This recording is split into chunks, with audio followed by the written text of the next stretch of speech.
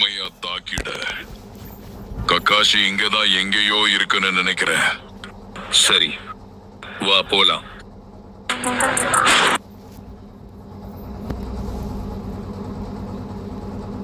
ஆசைப்பட்ட மாதிரி என்னோட உடம்பையே என்னால அசைக்க முடியல. என்னதான் நான் டூப்ளிகேட்டா இருந்தாலும் என்னோட உடம்ப எப்படி வேணா மாத்திக்கலாம். ஓடிட்டல. எங்க ஓடுற? எங்க ஓடுற?